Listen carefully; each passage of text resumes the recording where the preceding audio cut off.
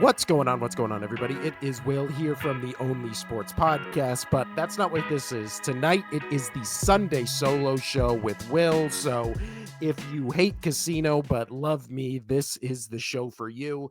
We are talking tonight about the last week of the regular season for the NFL, week 18, all the playoff implications, and just some thoughts, of what happened in the games today.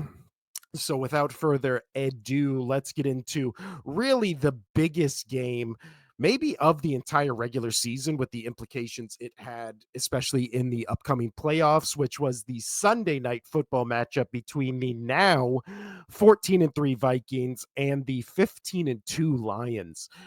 Lions win at home 31-9. Casino thought the Vikings could pull it off. I really thought this was Detroit's game all along. I wavered back and forth between Detroit and Minnesota, but then I was like, this is going to take place Sunday night in Detroit, primetime game. First time ever in the history of the Lions they can lock up the number one seed. That place is going to be crazy. That place is going to be hectic. And I love Sam Darnold. I love what he has done this season, but that is a big ask for any quarterback, especially for a quarterback who is coming off, what, 4 or 5 years of just kind of floating around the rest of the league before he found a home in Minnesota for at least this season. Who knows where he goes next season, but that is a discussion for the future. Let's talk about that Lions Vikings game. Lions win 31-9 at home, which is why I said I would take the Lions, because that place I thought would be rocking, and it definitely was. Stat wise, Sam Darnold threw for 41 times, only 18 completions, 166 yards, 0 touchdowns, 0 interceptions. He was hurried, he was harassed, he was hit, he was running for his life out there. The Lions defense has been a giant question mark all year. I still think they are, despite their performance in this game. But again, this really did feel like a game where the Vikings were like, oh, this is just another game for us, so we're going to try to go in there and win. And for the Lions, it felt like this has the entire city of Detroit like riding on us. This is, our entire lineage and history as one of the quote unquote like lovable loser franchises. Like all that stigma, all that history of the Detroit Lions franchise really felt like it was riding on the shoulders of Dan Campbell, Jared Goff, just Hutchinson. I mean, how many times during this game did they just cut to Aiden Hutchinson standing on the sideline? I felt like if you were taking shots and you took one every time they cut to Hutchinson, you would have been dead by the end of the first quarter, because dear Lord, they cut to that man a lot. But Jahmyr Gibbs, 23 carries, 139 yards, 3 touchdowns. He also had a couple big grabs, a receiving touchdown as well, 5 receptions, 31 yards, and the touchdown I just talked about. So a 4 touchdown night for him. Jared Goff, 27 for 33, 231, 1 touchdown, 2 interceptions. And I mean, he could have had 4. This could have potentially been another Jared Goff 5 interception game, because there were so many opportunities, mostly on screens, or where it looked like he was trying to chuck the ball down. I know one was right in the hands of Van Ginkel, and it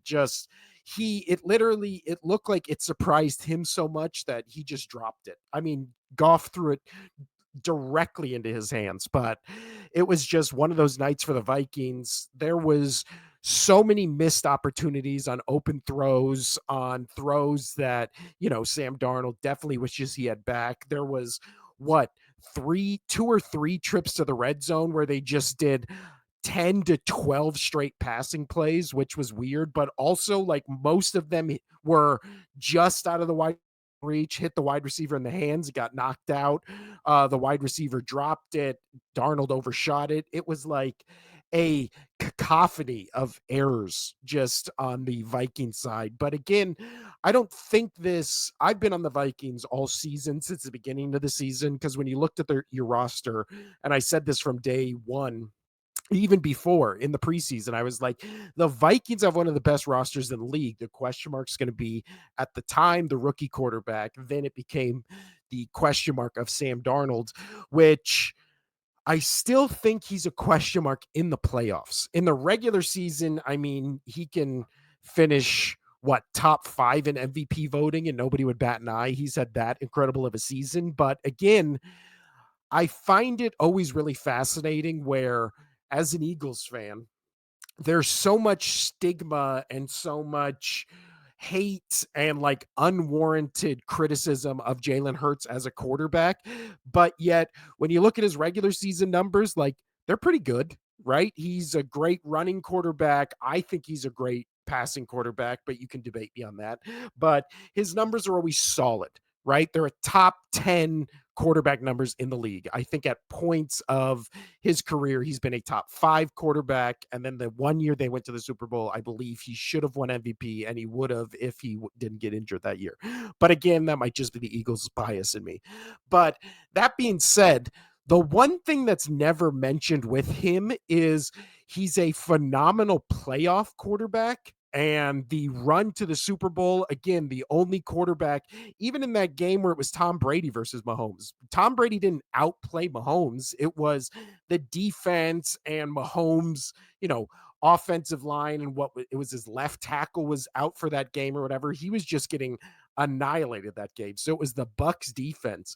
But in the Super Bowl, Jalen Hurts outperformed Patrick Mahomes against a way better defense because you go back and look at the highlights of that game. And I mean, Chiefs players are wide open with not a defender within 20 yards of a dump off pass, right? 5 yards from the line of scrimmage. But my point being, so much of the Jalen Hurts like discourse is around, oh, well, is he a good quarterback? Is he a bad quarterback? But then in the playoffs, he's always been phenomenal and his numbers have been phenomenal. And then we talk about other guys where it's like Joe Burrow, great regular season quarterback, great postseason quarterback, also took his team to the Super Bowl, right? And then it's like we just conveniently forget Josh Allen and Lamar Jackson have playoff like follies. Now, Josh Allen has not played bad in the playoffs. He just hasn't won consistently in the playoffs, right? Usually falling to the Chiefs.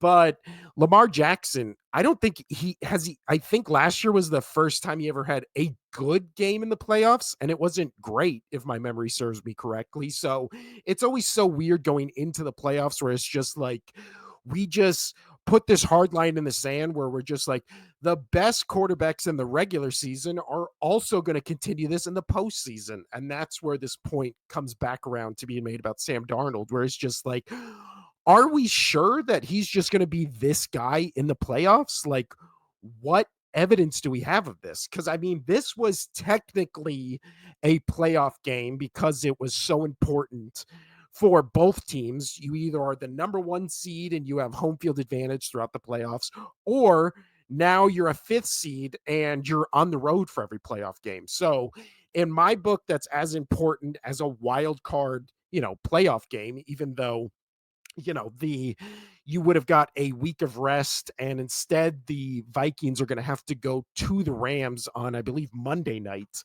if my memory serves me correctly. So yeah, I just think that too many times we just do this thing where we go, oh yeah, like it's he'll be fine, and you're just like, what in why do you think that?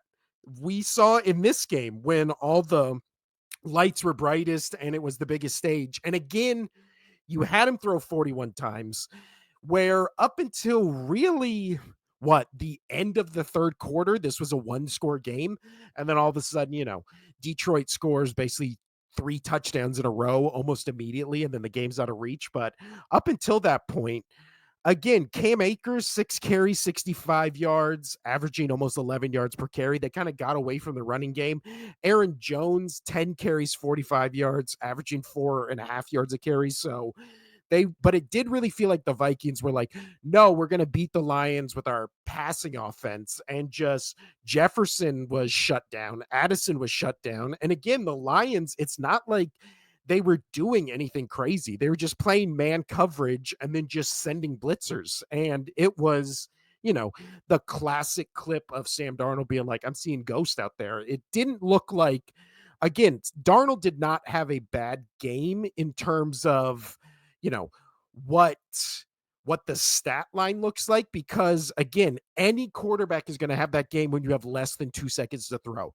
He was getting just annihilated all game. The most surprising thing coming out of this game was a competent Lions defense. And again, they lost another cornerback in this game. I think they lost another defensive guy, if I remember that correctly. So, with how many people this Lions team has lost on defense, for them not only to just put a defense out there that has been bad all season, but for then that defense in the most important game of the season to step up and be that harassing and that dominant against one of the top, what, 7 offenses in the league, and definitely against one of the 1 or 2 best wide receiver groups in the league. That's the most impressive thing from this game. You can't really blame anything on Sam Darnold, even though it sounds like I am. I love Sam Darnold. I love what he's done this season. I just don't think that you can just look at this game and be like, you can't look at this game and then be like, the rest of the regular season, he was good. So that excuses this game. But you also can't be like, this game was bad, so he'll be bad in the playoffs. It's really just one of those things where he had a good regular season. We've never seen him in the postseason. So I am cautiously optimistic, but then again, he's going to go play in what? The Rams stadium, which is probably one of the best places to be an away team with either against the Rams or the Chargers because they just have the least, fan bases that turn out in these type of games. So I'm assuming most of, Chargers or Rams Stadium is going to be filled with 50% Vikings fans. So maybe that is the silver lining of having to go play a road playoff game is you're not going, to Philly or Green Bay or back to Detroit yet, right? You're going to LA where, the Rams or Chargers aren't known for having loud fan bases. So I don't know. My point that I just rambled on about, that's what these Sunday shows are about, is I'm cautiously optimistic about Sam Darnold, but if he just went out next week and just laid an egg, I don't think it would shock me. But if he went out next week and just threw 5 touchdowns, that wouldn't shock me either. So as long as he just gets protection, and again, the thing in this game was obviously the protection broke down, but also some of his throws were just weird. Like some of his throws, he hit 9 out of 10 times during the regular season, maybe 10 out of 10 times. And this one, he missed him by 5 yards. And again, one cornerback was all it took to shut down both Addison and Jefferson. I mean, you look at their numbers. Jefferson was targeted 9 times. He only caught 3 balls for 54 yards. And Jordan Addison targeted 6 times, caught 1 reception for 0 yards. So hats off to that Lions defensive coordinator. I mean, we have heard so much hullabaloo for lack of a better term about Ben Johnson, the offensive coordinator. I don't even know Detroit's defensive coordinator name. I know they said it 50 times during tonight's broadcast. I should have wrote it down, but yeah, he is. I mean, after a performance like this, especially if this Lions team ends up going to the Super Bowl with what they've had to deal with on defensive injuries alone, how is that guy not a top 5 choice for a head coach next year? I mean, dear Lord. Also, what is it? Lions defense, Jahmyr Gibbs. I mean, Goff again did not have a great game, but that Vikings defense is I, I again, all the NFC defenses are bad outside of Philly, but they're hard hitting and they're feisty. And I think sometimes like attitude is better than what your stats look like on paper, which again is why I like Philly's defense so much because they just are hard hitting and they're assholes. Vikings kind of have that same thing where they're hard hitting and they're assholes, which I like. Let's move on to some of the other games and then we'll look at the playoff picture and get out of here. I only want to do like probably half an hour or so. Just a quick little, appetizer before Casino and I get on here either tomorrow or Tuesday and break down all the games that matter, including, let's just touch on this real quick. Casino, again, our picks. I'll spoil this for you guys. I ended up winning the regular season picks for the first time in the 3 years we've been making picks. I won it by 2. One of my picks was going to be the Patriots over the Bills, but I got scared and I knew Casino would pick the Bills. So I didn't pick the Patriots, hoping that, that would just offset. And it did. But the funny thing is, the Patriots backups win. They drop to number 4. So they fall from the number 1 pick to the number 4 pick. Now, again, in a year, if you were getting, if it was like last year where you were getting Caleb Williams and then all of a sudden you fall out of the top 4 when you need a quarterback, or you fall from the number 1 spot, then it's like, Titanic sinking, everything's on fire. You're the dog saying everything is fine. But this year, again, I don't know how much they could have gotten for that first round pick with, Shador Sanders and Travis Hunter and the Miami quarterback whose name I'm blanking on, Cam Ward. But I don't know how much those guys are coveted around the league. But I do know that if they're at all coveted, they'd be more coveted at the number 1 as the number 1 pick than risking it at the number 4. So that was funny. I will definitely give Casino the business over that on our next show together, but that is very funny. Let's start at the top. Saturday's games. Bengals Steelers was good. I don't know what has happened to the Steelers in the last month, but they just look like a completely different team. I mean, George Pickens is just so hot or cold. It's weird. And people always compare him to Antonio Brown, but Antonio Brown got to do what he did for so long because he was a really good wide receiver, right? Like people put up with him and would trade for him and give him second chance and third chance and fourth chance because he was a top 5 wide receiver in the league when he was on, right? You can't say that about George Pickens, even though he has the potential to be that good. He's a great wide receiver. He makes this Steelers team a viable offensive threat, especially over the top with, Russell Wilson just throwing him 40-yard bombs 5 times a game. But this game, he was absent. He was gone. And that's why the Steelers scored, 17 points against, again, a Bengals defense that is just awful. Just awful. And let's see, we can look at it right now. George Pickens, 1 reception, 0 yards on 6 targets. So it's not that he didn't show up. It's that he could have sat out the game and it would have been the same effect. And when you're the number 1 wide receiver on a playoff team that needs you to step up and potentially, to clinch your division because they knew at that point that the Ravens were already clinching it. But still, you're starting your starters anyways, so might as well go out there and have a game, and you put up 1 reception for 0 yards. So rough on that. Ravens blew out the Browns. No surprises there. They clinched the NFC, or they clinched the AFC North. And then I believe the first round matchup is just Steelers Ravens again, right? As we saw, 2 weeks ago? It is, yeah. So it's the 3 seed Ravens with the Steelers coming into their neck of the woods. So that'll be interesting, especially because Lamar Jackson, besides that last game against the Steelers, has not performed particularly well against the Steelers, and he has not performed particularly well in his playoff appearances. So let's see if that can change it and flip around this season again with how much shit that people have, us included, have talked about the Ravens all year. For them to be 12-5 in the 3 seed in the AFC is really impressive. And again, the Steelers weren't they 10-3 at one point, and they finished the season 10-7. Man, Mike Tomlin really likes to really toe the line between that, 50-50 win-loss record and making the playoffs, but dear Lord. Next up, we had one of the best games that I was the most interested in today was just the Panthers and Falcons having a shootout.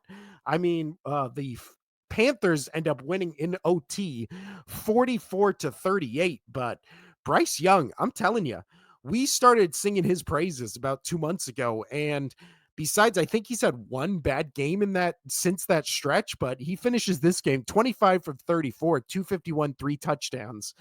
He also ran 5 carries, 24 yards, and 2 touchdowns. So he brings his team to a 5 touchdown game. And again, I'll be the first to admit when I'm wrong. I didn't think he was an NFL caliber quarterback just based on size alone and that really rough rookie season. But that benching and just getting thrown back in, I don't know what magic bean or something he took, magic elixir, super soldier serum or what it was, but he's just come back as a man possessed and a guy who really does look like he can be a quarterback in this league, and not just a quarterback, but like a viable winning quarterback. I mean, he is definitely not the issue in Carolina. You get one of those offensive coaches that, is always the Ben Johnson from the Lions or somebody of that ilk, and you just put him in Carolina with, the picks they got for the Caleb Williams trade, this roster, you shore up that defense, get a little better offensive line. And I think the Panthers are a sneaky pick for, this division next year, NFC South. I mean, the Falcons finish 8-9. Michael Penix Jr., also not bad. 21 of 38, 312 yards, 2 touchdowns, 1 interceptions. He also ran for a touchdown as well. So this game, again, and also the Falcons, I like Drake London. I like Bijan Robinson. I like Kyle Pitts, even though he never does anything. Kyle Pitts, I swear, 1 year he's going to have like the best tight end season we've ever seen. It's going to be right after everybody just writes him off, right? Where every year you're like, I mean, it's the 5th round, the 7th round, the 8th round of my fantasy football draft. I need a tight end. Maybe I'll take Kyle Pitts. And then he has like 2 good games a season, and both those times he's on your bench, and you're just like, why? Why? His college highlights were unbelievable. You were like, this is the next guy. And then Brock Bowers comes out of nowhere and is just setting, tight end records, not even rookie tight end, just tight end records. I don't understand the NFL, which is great that we have a sports podcast where I can try to figure it out. While people are mean to me that I know nothing, even though they know less than I do. That's the internet. But let's move on to, but yeah, that game, fun. Michael Penix Jr., I like him. Bryce Young, I really like him. So NFC South has a bunch of just fun quarterbacks, fun teams, and they all are kind of average, which makes it funner, which makes it more fun because then just every game is like this. 44-38. Who would have thought? Next up, Commanders win against the Cowboys 23-19. I don't know what was happening in this game because Jaden Daniels was in. Then there was a bunch of starters in, and they took him out. I didn't know if they were trying to win this game or if they cared about this game. I mean, Jaden Daniels, I believe he was in for a quarter or a half or something like that. Then Marcus Mariota comes in, 15 of 18, 161 yards, 2 touchdowns. Funny, when he was with the Eagles, he couldn't put up those numbers. 5 carries, 56 yards, 1 touchdown. Yeah, nothing much to say about this game except Trey Lance, 20 for 34, 244, 0 touchdowns, 0 interceptions, 6 carries, 26 yards, 0 touchdowns. And I watched most of this game, and it just felt like, Trey Lance, like the experiment's over, right? He's not what Kyle Shanahan thought he would be. He's not what he was supposed to be when he was drafted and traded for all those draft picks. He just feels like a bust. And it feels like teams keep trying to trade for him and find something for him and unlock like this potential of what they saw, but you kind of just get the same guy. It just doesn't look like he's ever comfortable out there. It doesn't ever look like he knows what he's doing. It's just, I don't know. I feel bad for the guy. I do. But next up, we had, again, the Commanders game was weird because it was like, are you guys trying to win this game? Are you trying to rest guys? I don't know what's going on here. The Bears Packers was even more weird in that department because you had, you had Jordan Love. Again, 12 attempts, 7 of 12, 69 yards. Nice. 0 touchdowns, 0 interceptions. He gets injured and apparently knocked out of the game. So Malik Willis comes in, 10 of 13, 136. But then when the game starts getting close, they cut to Jordan Love on the sidelines, like warming up and throwing the ball. And then the announcers were like, wait, if this game's like within one score and the Packers get it back, are they just going to put it back in the game? And the other guy was like, I don't know, maybe. Like, are they trying to win this? I don't know. Again, the Commanders and Packers games were weird because it was like you're the 6th or 7th seed. It's not that big of a difference. Like, I guess if you want to avoid going to Philadelphia, but still, there's still a chance you're going on the road regardless. You're either going to Philadelphia or to Tampa Bay, which are two of the best teams in the NFC because they're the 1, 2, and 3 seed. So it just seems like you'd rather play Tampa Bay with how they've been the last month than Philly with how they've been the last month. Like, I don't understand that logic. It was weird to me. Maybe somebody can explain that to me in the comments, but still, Bears end up winning on a last second field goal. Again, Caleb Williams, 21 of 28, 148, 1 touchdown, 0 interceptions.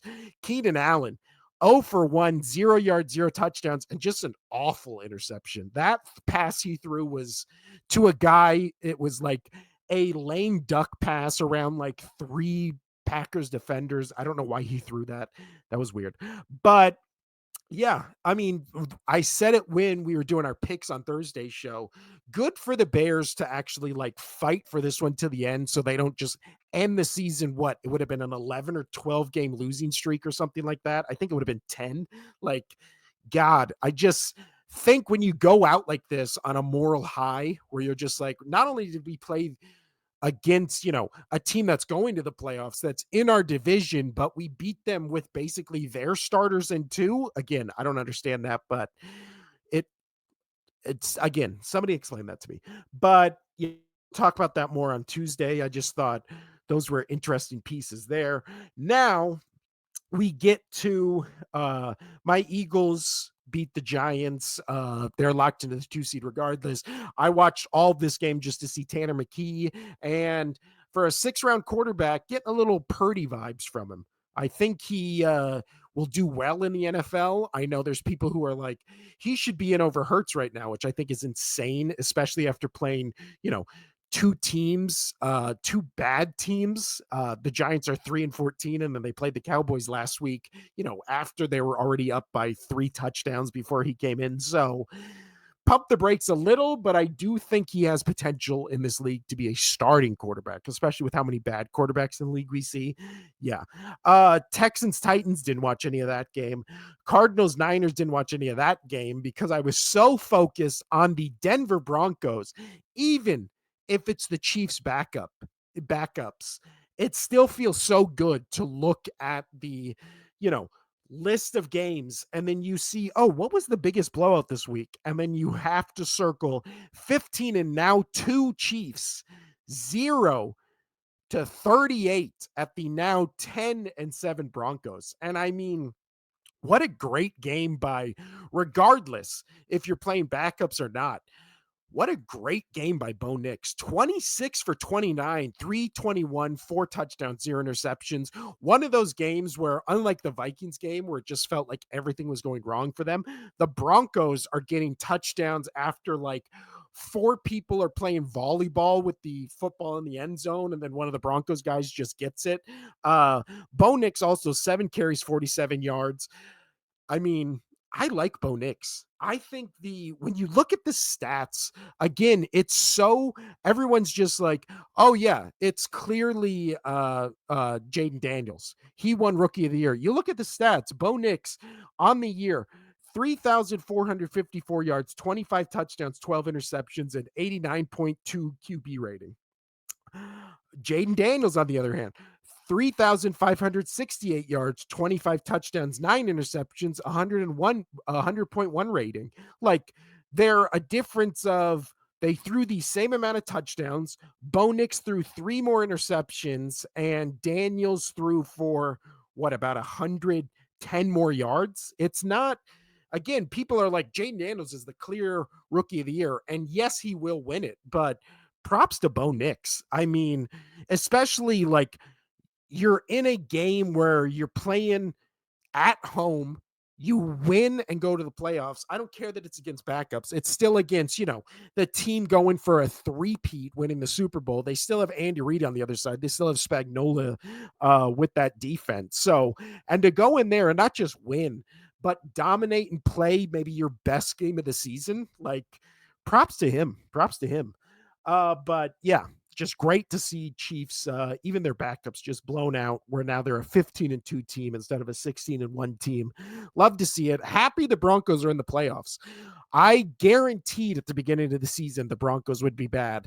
I argued with subscribers who said I was crazy that the Broncos would be bad, and they were 100% right. I will take the L on that take, and yeah, Broncos are good. Broncos are good. I like that defense. I believe in Bo Nix. So who knows? There we'll get to their first round wild card matchups in a minute. But yeah, crazy. Seattle Rams, I watched sparingly. I didn't watch any Chargers Raiders. Jets Dolphins was weird. There was excuse me. I'm still getting over the sickness.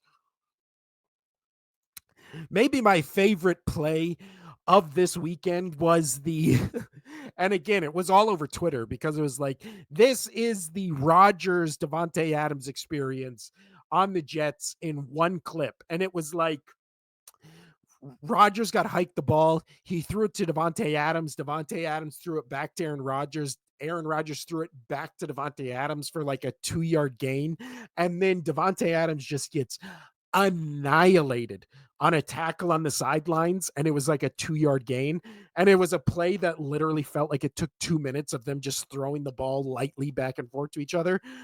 Great, great stuff. And again, Aaron Rodgers has the best games where it doesn't matter and it can only affect the team he'll probably won't be with next year. 23 for 36, 274, 4 touchdowns, 1 interception. Devontae Adams targeted 6 times. He caught 6 of them for 88 yards, 1 touchdown. I mean, that's the Aaron Rodgers experience in a nutshell. His bad team is already out of the playoffs. The only thing this can do is hurt their draft status, and he just plays like MVP Rodgers again against a Miami team trying to win the game to get into the playoffs, even though, they didn't start Tua. I don't remember if they said it was an injury, but everybody else played. After the game, you had Tyreek Hill, who was only targeted in the game 3 times, 2 receptions, 20 yards, basically being like, this is bullshit. Get me out of Miami, which is always something you love to hear from your star wide receiver. But yeah, this was a weird game, but it was the perfect Rodgers Jets ending. Will it be? There's no way Aaron Rodgers retires at the end of the season because he, again, when he came to the Jets, he was doing all these press conferences about winning MVP again and all that kind of stuff. There's no way he ends his career on a year like this because he still thinks he could win MVP like he did years ago. So he doesn't think he's washed. And I really think he either plays for like the Raiders next year, maybe the Giants. I don't know. I think he plays another year to try to have like a final, farewell. I'm going to do an MVP season, get to the playoffs, and I still think that's how his mind works. But yeah, so that's we went through all the games right there. And let's move over to the playoffs and then we'll get out of here. The first week of the wild card playoffs, or just the playoffs in general, are set. The 2 Saturday games are at 1:30 p.m. And this is, again, West Coast time. We're in Vegas. So 1:30 p.m. West Coast time, 11-6 Chargers at 10-7 Texans.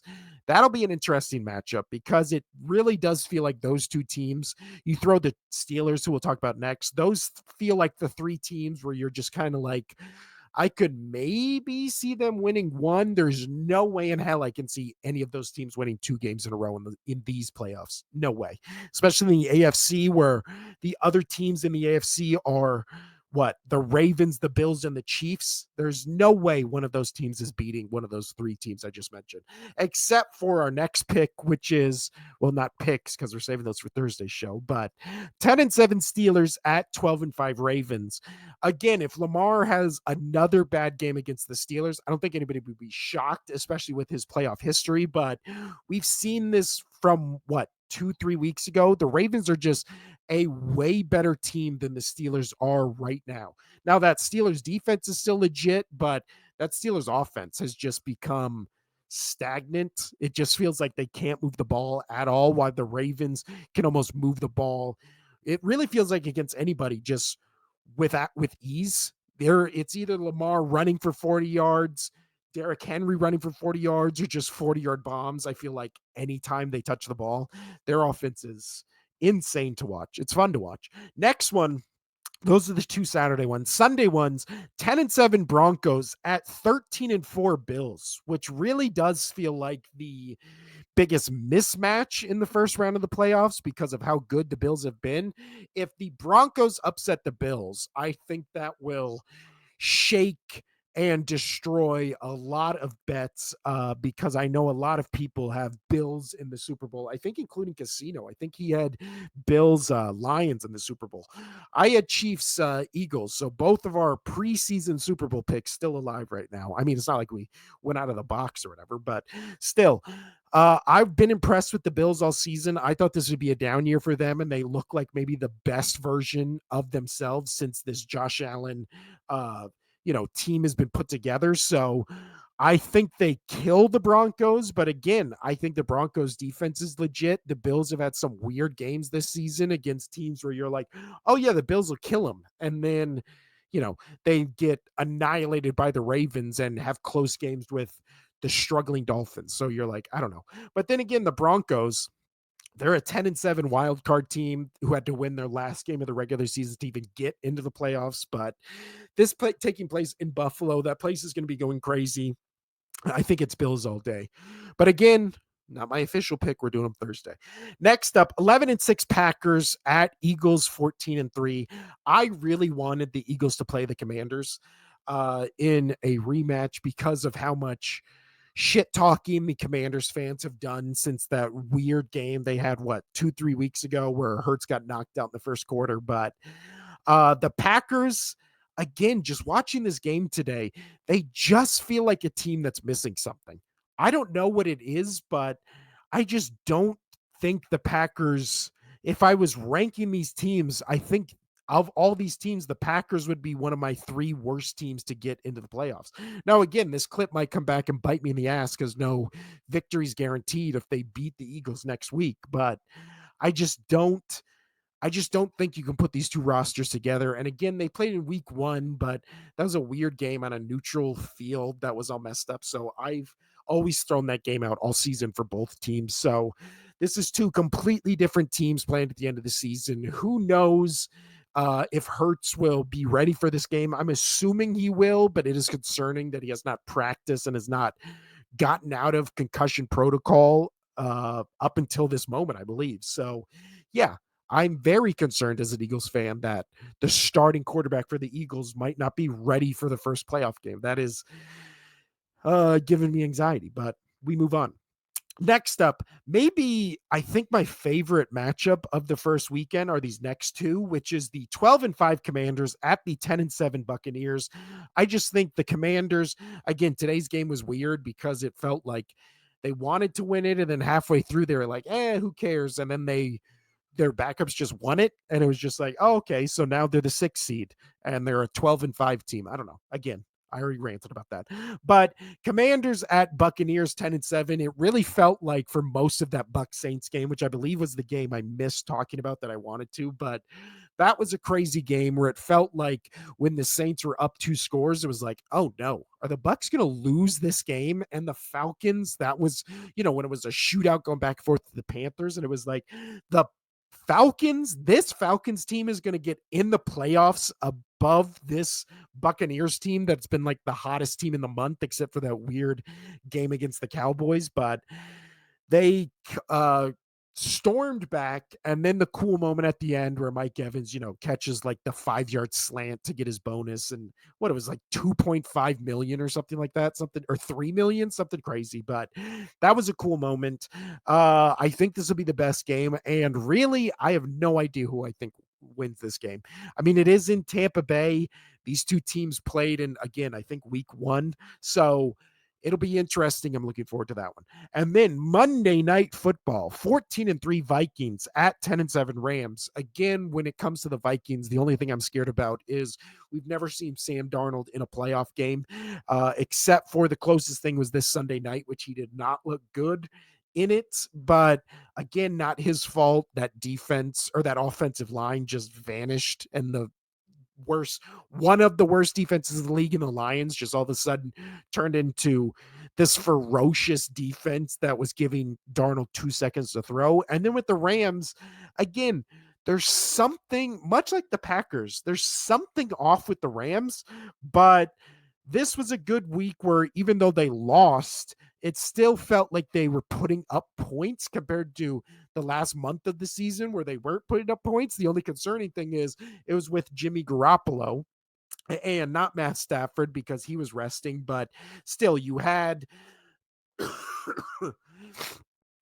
I don't know. You still had what looked like Sean McVay, an offense being ran out there against Seattle, starting all their starters. And the Rams team looked good. And again, that was with their backup. So you can't really put too much on that. But again, a month ago, the Rams were the hottest team in the league, right? They beat the Bills, and everybody was like, oh my God, everybody watch out for the Rams. And then it was kind of just like 4 games in a row. This one, not really counting because it was all backups, but 3 games in a row where it was just like, where is the Rams offense? What are they doing? Why is this happening? They have so much offensive firepower, and you have Sean McVay, the offensive genius over here, and they can't score, you know, 20 points to win a game. It just felt weird. So I think the game I'm most excited for is the Commanders at Buccaneers. And the game I'm most intrigued by is either Broncos Bills or Vikings Rams. I think it might be Vikings Rams because I don't even know what that's good, like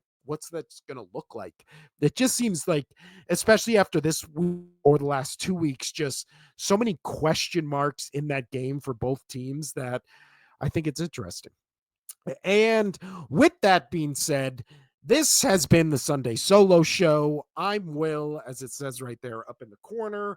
And we will be back on Tuesday with our regular Only Sports podcast. Me and Casino will break down all these games, talk about the playoffs, talk about MVP, all that kind of stuff. So this has been the Sunday Solo Show. Like, comment, subscribe to our channel, follow us on TikTok.